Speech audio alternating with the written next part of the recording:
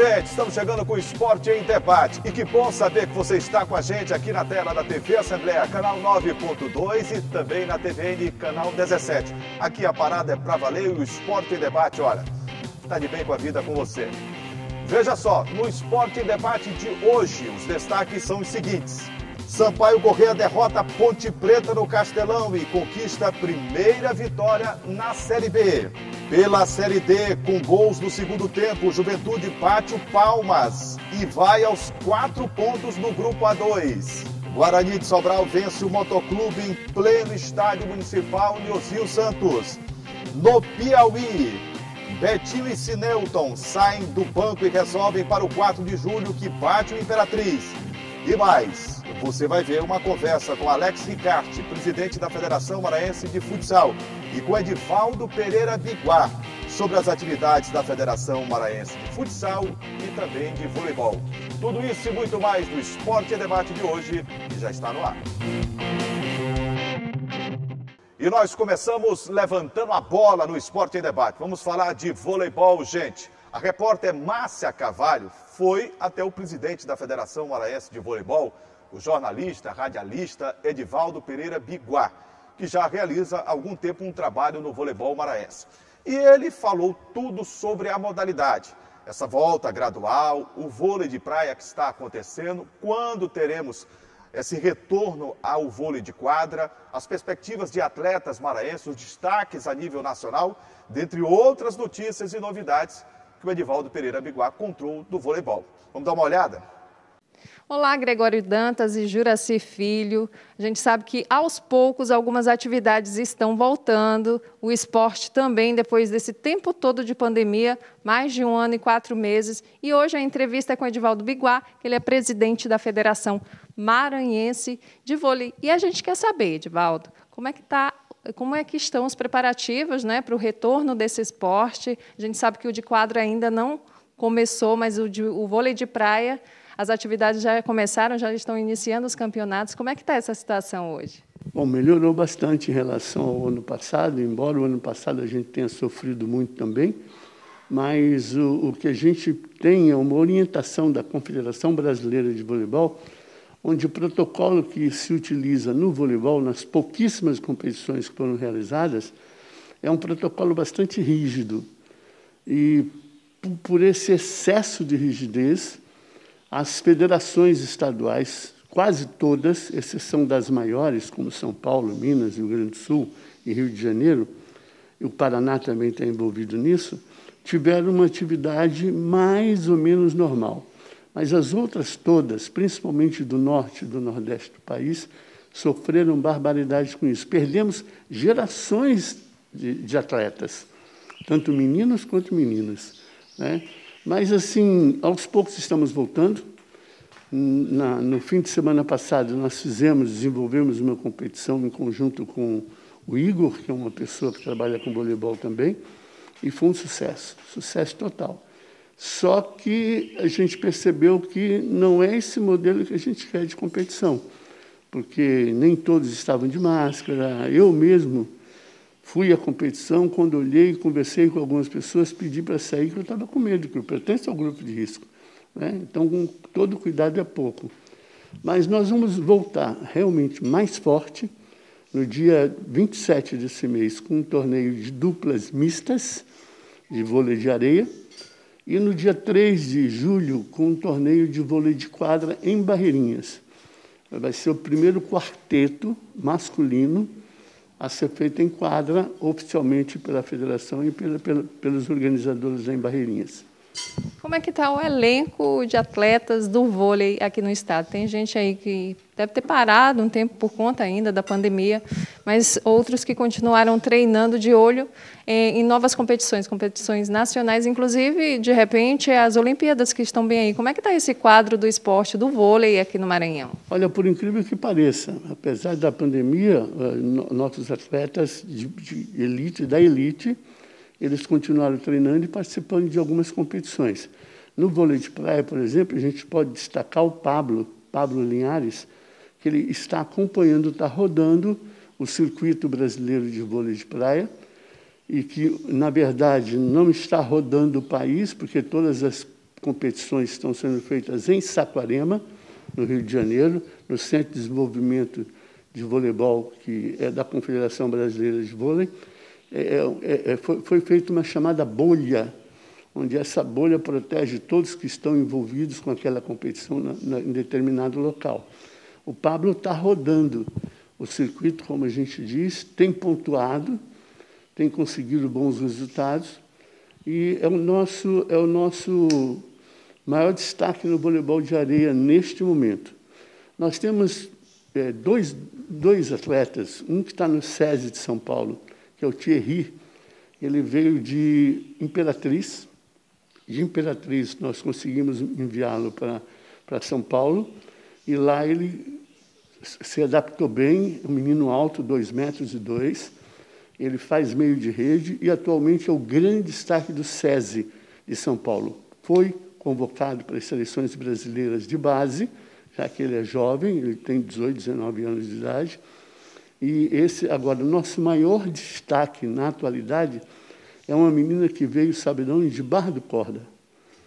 Nayem é o nome dela. Ela, além de ser uma menina nova, é uma menina que despontou para o voleibol. Os técnicos maranhenses começaram a trabalhar com ela, descobriram ela em Barra do Corda, trouxeram para cá. E ela hoje, para você ter uma ideia, é a jogadora mais jovem do atual elenco da Seleção Brasileira, que está participando da Liga Mundial, e está relacionada pelo Zé Roberto para estar na Olimpíada. Só para lembrar, qual é o dia do primeiro jogo? Dia 27, agora, de junho, de areia, um mistão, que a gente chama, um homem e uma mulher. E no dia 3 de julho, o primeiro torneio de quadra em Barreirinhas. Aqui em São Luís, na praia, qual praia, exato? Não, vai ser numa quadra improvisada, uma quadra que foi adaptada para a areia. Tem um grupo que tem aqui que chama-se Quebol, no Vinhais, vai ser lá no Quebol. É isso aí. Muito obrigada pela entrevista.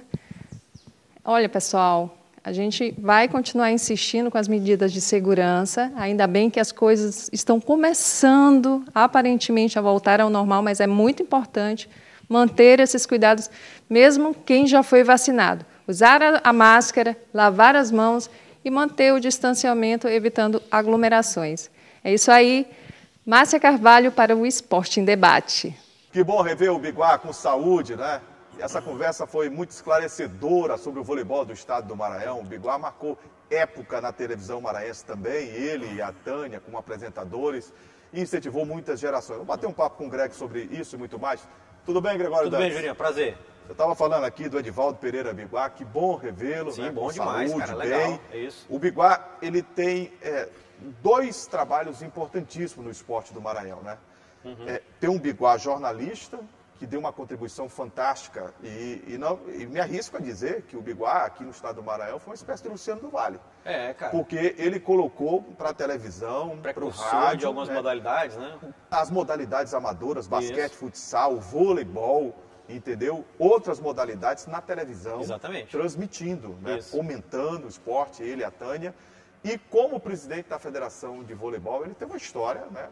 Muito grande, muito extensa, uma história de sucesso. Eu fico muito feliz porque a gente aprendeu muito com o Edivaldo Pereira Biguá. Exato. Julinho, falar do Biguá remete muito à infância, né? No meu caso, a minha infância, porque a gente lembra do Biguá na TV, também o Biguá no rádio. No rádio. Exato. Então, a gente lembra nesse mundo esportivo da comunicação, né? Agora, falando especificamente do Biguá enquanto presidente da Federação Maranhense de Vôlei, ele conversou com a Márcia Carvalho, você pôde acompanhar, trazendo algumas novidades interessantes a respeito do calendário para 2021, falando também um pouco dessa paralisação, de como afetou os clubes, afetou os atletas, todo esse período de distanciamento social, que a gente tem, e aliás, que a gente teve e que a gente tem que manter ainda. Tem que manter todo o protocolo.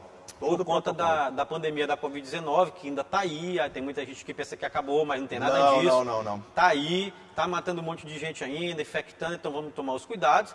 Mas falando do Biguá mesmo, quanto presidente da federação, falando dessa volta do calendário do vôlei, ele foi bem específico, lembrando que agora, no final desse mês de junho... Dia 27. Isso, já volta algumas competições do vôlei de praia. E no começo de julho... 3 de julho, ele disse a Márcia que a perspectiva é a volta do vôlei de quadra em Barreirinhas. Isso, em Barreirinhas, uma primeira competição, né, para tentar ver como é que o esporte se comporta, né? O sonho de todo mundo, claro, é que nós tenhamos, mas que as pessoas voltem, né? As pessoas voltem a poder acompanhar o esporte, o vôlei, o futsal, o futebol nos estádios, nos ginásios, né? É isso que a gente sonha e espera. Eu tô louco para que isso possa acontecer o mais breve possível agora. Com vacinação da população, com segurança sanitária. Porque a gente sabe que para ter, por exemplo, o que está acontecendo na Europa, no caso da Eurocopa, né? É claro que você precisa de ter uma vacinação bem expressiva da população, na quantidade bem expressiva, o que está muito longe daqui. No Brasil, com 2 doses, infelizmente, temos algo em torno de 11% apenas de vacinado. Muito pouco. Perto dos países europeus, né? Então, tá muito o Biguá trouxe uma informação também que julgo das mais importantes, Greg, quando ele fala de destaques, né, do voleibol. Ele citou o Pablo, que vem disputando competições a nível nacional, né, com muito destaque. O Pablo no masculino, que está treinando, né, junto lá em Saquarema, no complexo... É o centro de excelência, maravilhoso. Complexo de excelência de Saquarema, do voleibol, lá no Rio de Janeiro, e ele está treinando lá, né? Porque todas as competições estão acontecendo lá. O Biguá destacou aqui pra gente numa espécie de bolha, exemplo do que aconteceu com a NBA na temporada 2020, uma bolha onde ninguém saía, ninguém entrava, para tentar evitar a contaminação e a proliferação do vírus. E o destaque no feminino, isso aqui a gente tem que falar, é a Naime, Jurinha, que pode ser convocada para as Olimpíadas maranhense, de Barra do Corda, líbero, que pode ser convocada para as Olimpíadas de Tóquio 2020, né, que vai ser disputada agora em 2021 por conta da pandemia, a partir do dia 23 de julho, a abertura das Olimpíadas em Tóquio. Então, a Naime está entre as pré-convocadas e tudo der certo, o Zé Roberto vai convocar ela para as Olimpíadas. Tomara que aconteça, que vai ser muito... Uma maranhense de Barra do Corda representando o Brasil e o Maranhão. Biguá, um beijo no seu coração, da Tânia, de toda a família, e que legal ver você. Depois do intervalo, o destaque para o futsal. Você vai saber como estão as competições do salonismo maranhense. O presidente da federação, Alex Ricarte, falou sobre o calendário 2021 do futsal da nossa terra. Segura aí que a gente volta já.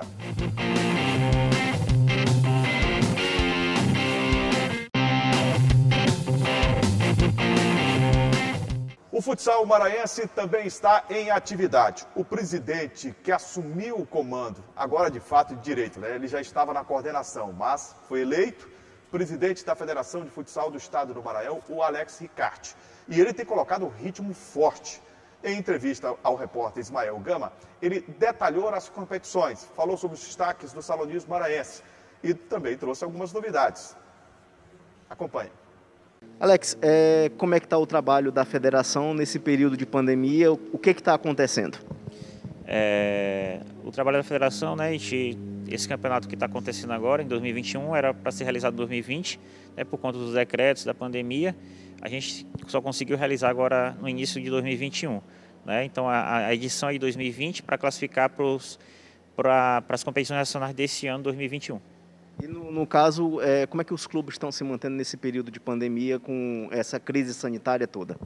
Eles sempre nos relatam, né, a dificuldade que estão tendo, né, de treino, dos atletas estarem treinando, dos pais, né, levando, mas assim, a vontade fica em primeiro lugar, né, é grande a vontade de participação, até porque esses atletas, né, a maioria a gente tem base, né, a maioria das bases, eles querem estar jogando, até uma questão de saúde também, né? Questão social, que eles passaram tanto tempo dentro de casa, tanto tempo preso, e esse momento de jogo, do prazer de estar jogando, é um momento de prazer para eles. No caso aqui no Maranhão tem uma equipe que tem se destacado bastante, que é a equipe do Balsas, né? A equipe de Balsas. Como é que está o trabalho dessa equipe aqui dentro da federação? Como é que vocês estão acompanhando? Na verdade, Balsas já vem há muitos anos, né, como referência aqui no estado, né? por conta do seu trabalho, né? Até parabenizar o presidente e técnico Alisson, né, pelo trabalho. E isso fortifica e deixa que as outras equipes também queiram chegar próximo, né? Isso a gente está tendo também o Sampaio de Araiós, que já também participou pela primeira vez da Copa do Brasil esse ano, né? Fez muito bem, disputou contra o Ceará, que fez um jogo aqui segunda-feira contra o Balsas, né? E Balsas, do jeito que você falou, né, é uma equipe que tem se destacado a nível nacional, participando de várias competições a nível nacional durante todos os anos. No caso, aqui a gente está tendo uma vacinação em massa em São Luís. Você acredita que é um início de se pensar em liberar esses jogos também para prática do esporte de uma forma melhor, como antes? É o que todos nós esperamos, né? Não só para a prática, para a escola também, né? Porque a gente também tem os jogos escolares, né? Então, assim, é a esperança que todos nós temos, né? Que assim, esporte sem público não tem graça, né? A gente está fazendo porque a gente quer começar, né? Quer movimentar o esporte, né? Então, assim, é a nossa esperança que com essa vacinação a gente possa, né, retornar o público para os jogos, né? Mas, por enquanto, atletas e torcedores com aqueles cuidados sanitários exigidos pelas autoridades de saúde. Sim, a gente tem um protocolo, né? Que a gente segue bem rígido. Né, a gente só pode entrar os atletas, comissão técnica e dirigentes na quadra de jogo, né? Então, assim, os pais ainda não estão podendo acompanhar diretamente seus alunos, mas a gente está com todo cuidado, sim, com certeza. Ô Greg, sim. O Alex Sicart, ele tem tentado imprimir uma velocidade muito alta no futsal, com muitas competições, né? O campeonato, por exemplo, adulto do ano passado, que teve problemas, foi realizado esse ano. E feminino, masculino e diversas categorias, ele tem se esforçado bastante para fazer acontecer. Ele tem, Juraci, é verdade. O Ricarte, ele é no mínimo ambicioso, né? Como a gente falou aqui nos bastidores, né?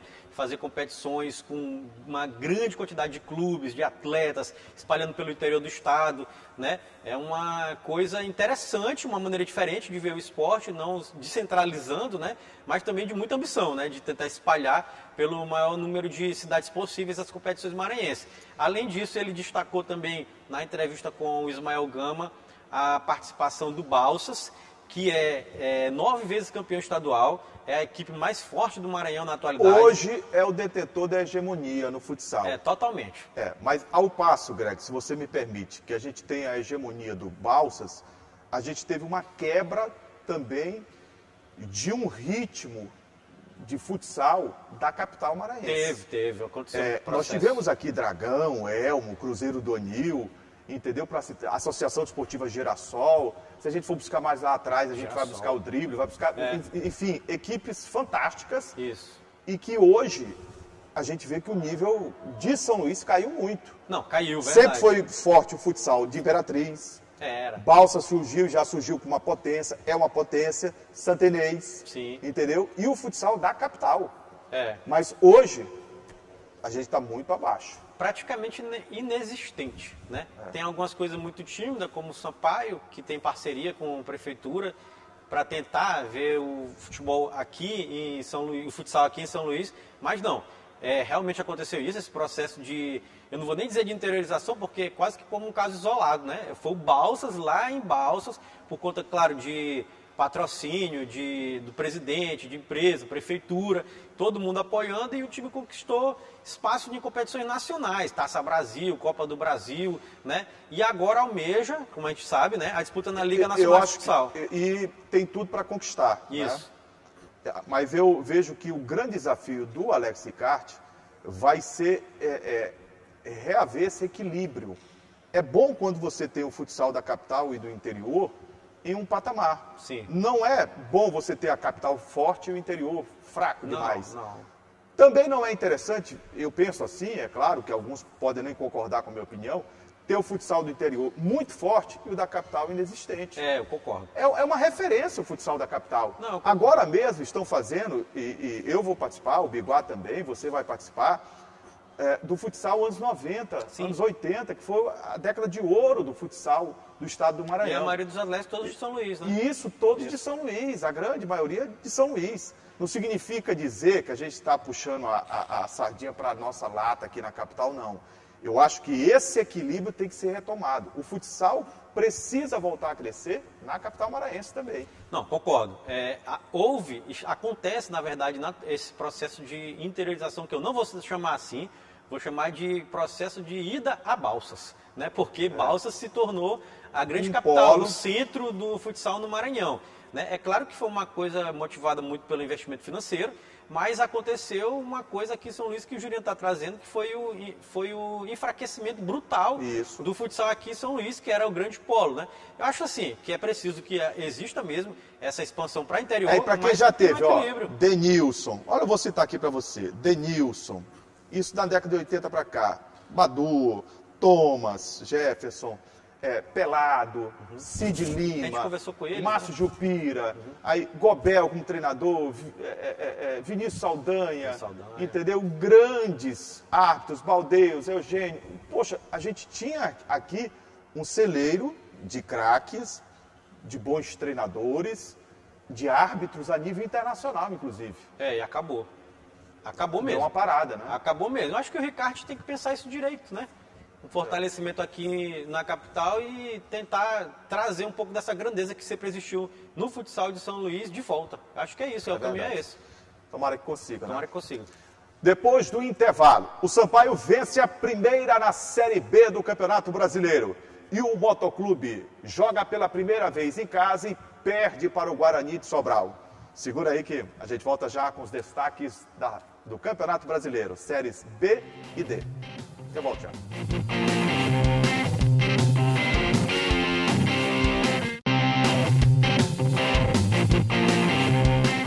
E a bola rolou no final de semana para o Campeonato Brasileiro. Para o futebol maranhense, Série B e Série D. Série D com Moto, Juventude e com a representação do Imperatriz. Eu começo destacando a Série B do Campeonato Brasileiro. O Sampaio, no Estádio Castelão, fez o dever de casa. Enfrentou a Ponte Preta de Campinas. Mas não teve para macaca, não. Deu tubarão na cabeça. O Sampaio venceu com um gol de Jean Silva no finalzinho da partida. 1-0. O time tricolor sofreu uma certa pressão em alguns momentos no primeiro tempo, controlou a partida. No segundo tempo, o Sampaio foi o dono do jogo. Mas Jean Silva só marcou nos minutos finais. Jogada pela direita, a bola desviada por João Anderson de cabeça, a defesa marcou bobeira e Jean Silva dominou e soltou a bomba para o fundo do gol da Ponte Preta. Resultado final, 1 para o Sampaio, 0 para o time pontepretano. Ô Greg, se o mais importante é a vitória, ela aconteceu. Foi. Mas dá para ver alguma evolução no trabalho já do Felipe Suriano, Sampaio? Dá para ver, mas tem que ter um pouquinho de calma. Tem algumas coisas positivas, algumas coisas que não foram tão boas. Sim. Nesse jogo especificamente, Juliano, eu destaco particularmente a defesa do Sampaio. Consistente? Muito forte. A defesa do Sampaio é muito forte, segura. Voltou Ferreira, né? Voltou Ferreira, ajeitou ali o meio campo, né? Estreou o Luiz Gustavo na lateral direita. Estreou o Luiz Gustavo e o Nilson Júnior mostrou que vai ser titular absoluto, né? Do lado do Joécio, não tem como... Não dá para contestar. Então, o que aconteceu com a equipe do Sampaio, para o torcedor entender? Defensivamente, hoje, olha bem, 3 jogos realizados na Série B, é a melhor defesa da competição. Nenhum gol tomado. O Sampaio está em 7º, por conta dos critérios de desempate, porque tem a mesma pontuação do 5º, então o Sampaio poderia estar em 5º. Como não tomou nenhum gol, é a melhor defesa da Série B. Aí, qual é nessa parte defensiva, que deu certo, com a chegada do Ferreira ali, com o André Luiz formando o meio campo, e aí com a defesa formada por Joécio, Nilson Júnior, Luiz Gustavo e o Zé Mário, fecharam ali, o Mota no gol, fecharam, beleza, tá bacana, tá bonito. Agora, ofensivamente, o Sampaio deixa muito a desejar.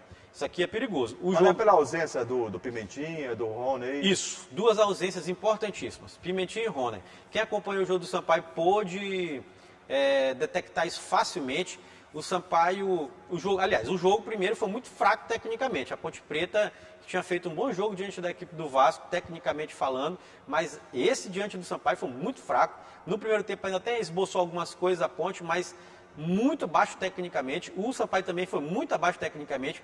O gol, eu estava até comentando com alguns amigos assistindo o jogo, né, dizendo, rapaz, se sair um gol aí vai ser erro de zaga, bola alçada na área, porque parecia que não ia sair gol de jeito nenhum, e foi justamente o que aconteceu, uma bola alçada na área, um desvio, né, e aí o Jean Silva aproveitou a sobra do desvio de cabeça e fez o gol. Né, então foi um gol encontrado do Sampaio, não teve uma criação, não teve uma jogada elaborada, foi uma bola alçada na área, que contou com o desvio e foi gol. O Sampaio precisa resolver, para mim, claramente um problema de falta de velocidade. Como é que se resolve esse problema de falta de velocidade? Com Pimentinha e Rony, que são jogadores de lado de campo rápidos do Sampaio.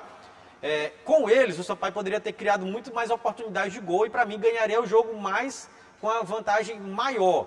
Isso também pode ser detectado na partida contra o CSA, lá em Alagoas. A falta de velocidade fez o Sampaio não ganhar aquele jogo lá. Essa transição está muito lenta, não é? Muito lenta. O Daniel Costa é um bom jogador. Nesse jogo, para mim, ele já mostrou que é realmente titular para ser 10 do Sampaio. E vai crescer. Vai crescer. Ele mostra que tem capacidade de distribuição de jogo, leitura, fez alguns passes interessantes, tanto contra o CSA quanto contra a equipe da Ponte Preta, mas a falta de velocidade ela é gritante. Outra coisa importante, na questão do centroavante, o Jefinho muito mal tecnicamente. E o Ciel? E o Ciel machucado. Machucado. Né? Então, o que é que... É necessário Claro, outro. é óbvio, a gente já vem cobrando isso aqui em alguns programas. O Sampaio precisa de um centroavante, um matador, fazedor de gol, camisa 9, para chegar a resolver, vestir a 9 e fazer gol para o Sampaio.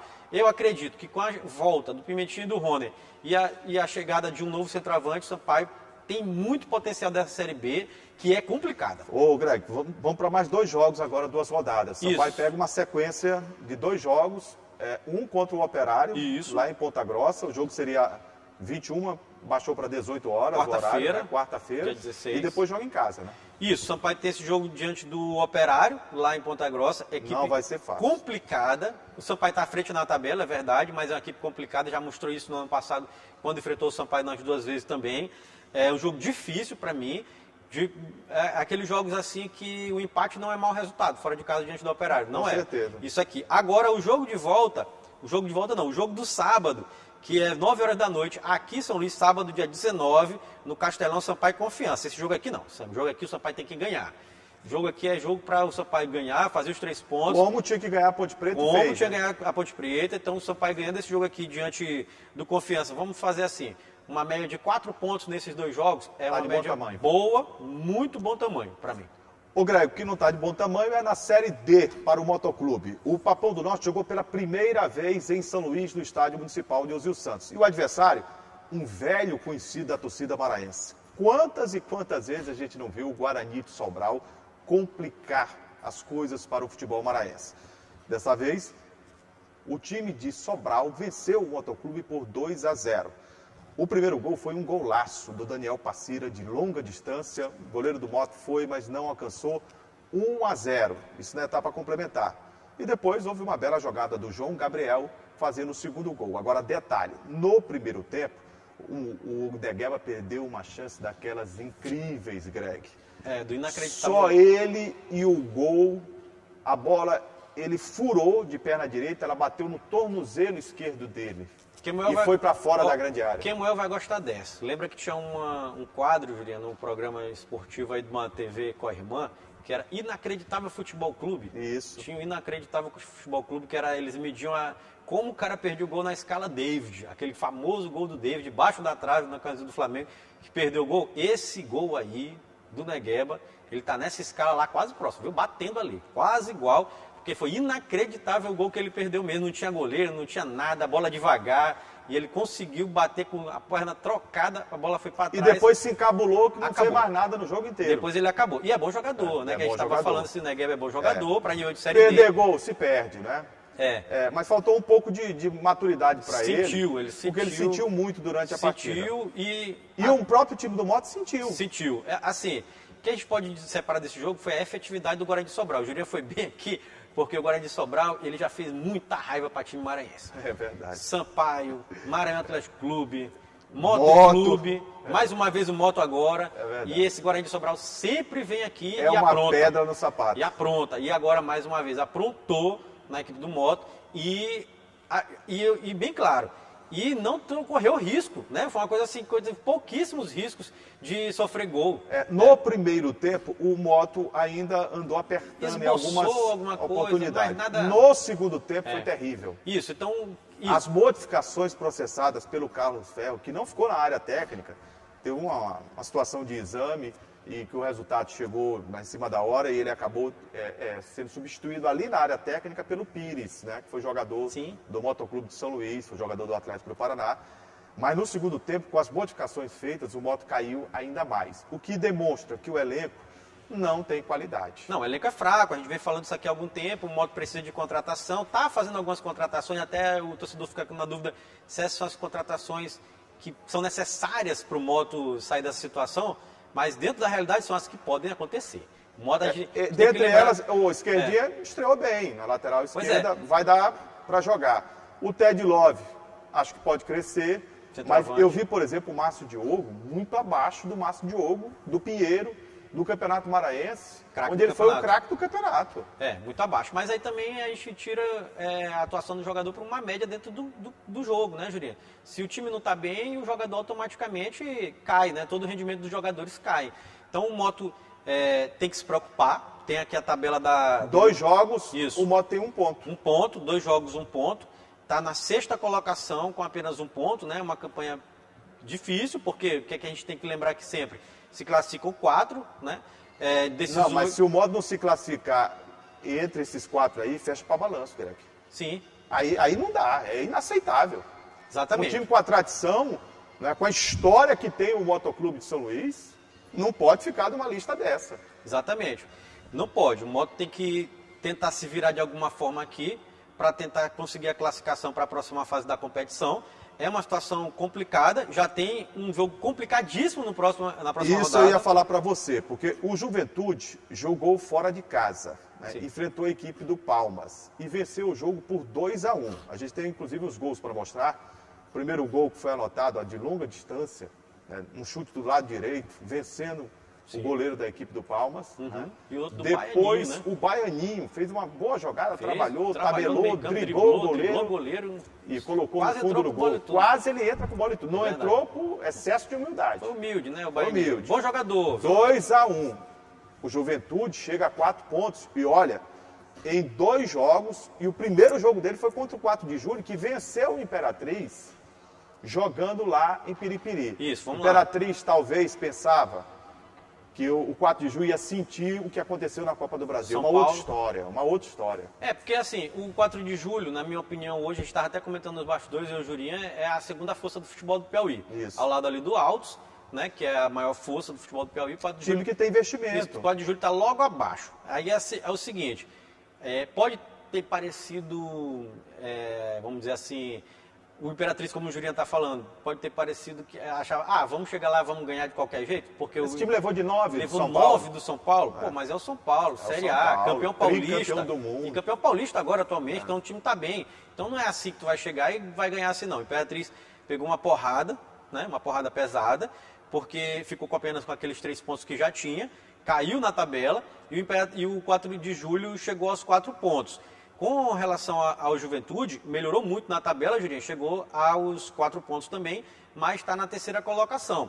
Nesse momento, o grupo 2, né, da Série D do Campeonato Brasileiro apresenta a seguinte classificação. O Guarani de Sobral está em primeiro com 6 pontos, em segundo 100% de aproveitamento. Isso, o segundo 4 de julho com 4, em terceiro Juventude Samas com 4, Paragominas em quarto com 3. A Imperatriz está em quinto com 3. Aí vem o Moto com 1 ponto apenas, o Tocantinópolis também tem 1 ponto e o saco de pancadas é o Palmas, 0 pontos. Próximas rodadas aqui confirmadas, Jurinha, no sábado, dia 19, teremos no Frei Epifânio da Abadia, 4 horas da tarde, o jogo entre Imperatriz e Paragominas. É para vencer, Cavalo de Aço tem que vencer. Se estiver pensando em classificação, só tem o resultado, só tem vitória, só pode pensar em vitória. Né? E no domingo, dia 20 de junho, teremos no estádio Pinheirão, em São Mateus, Juventude Moto Clássico Maranhense, aqui, né? O jogo regional, 3h30 da tarde. Jogo duro, encardido para o Moto. Isso, jogo complicado para o Moto. Para o Moto, jogo complicadíssimo. Isso, complicado para o Moto. E olha aqui, como é que a gente chegou. Se fosse para apostar em favorito nesse jogo, hoje eu digo que o Juventude é favorito. Está jogando em casa lá. Olha aí. Hoje é.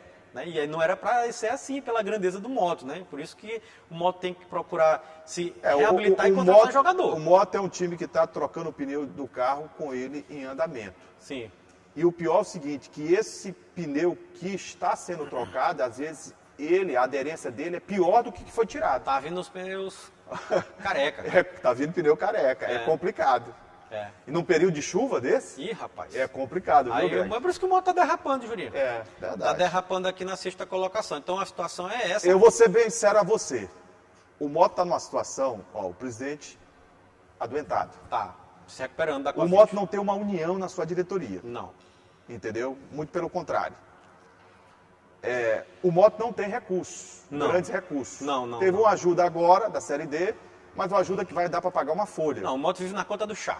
Na Bem conta do chá. claramente, Agora, dinheiro para investimento, para contratar, e o Moto, eu já falei algumas oportunidades no rádio, falo aqui na televisão, o Moto, ao meu ver, precisaria no mínimo de 8 jogadores com qualidade técnica para chegar e vestir a camisa do Moto. Eu acredito assim, contando com os que já chegaram, é algo em torno de 5 a 6. Ô, Greg, volantes, por exemplo. Não tem, só a Abu, né?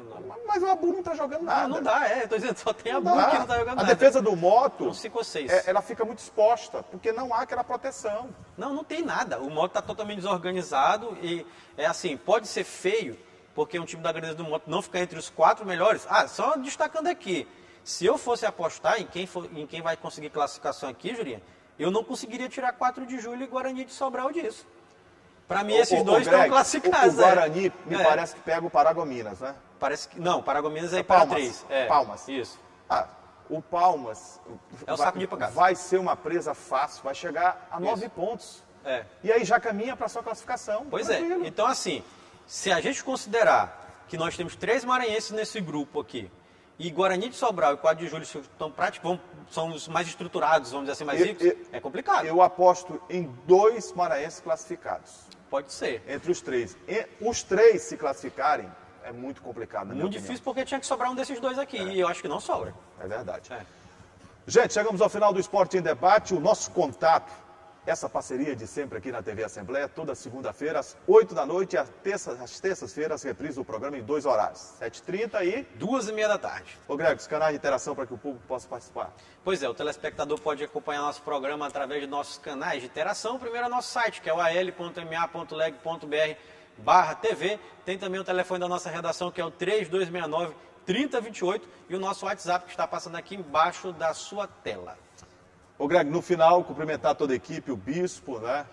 Lá em cima, o Frank, Kemuel, tá ali. Nosso Eliselto. Parabenizar a Milena, né? Porque ela assumiu a coordenação e vem fazendo com que profissionais que a gente estava há algum tempo, a gente no Esporte em Debate aqui, querendo contar com eles e tal, e por algum problema, um atestado ou outro e tal, e ela, de repente, trouxe o Gleidson, né? Voltou. Tá ali atrás daquela câmera. Milena fez Gleidson vir trabalhar. Milena fez. É verdade. Por isso já é destaque.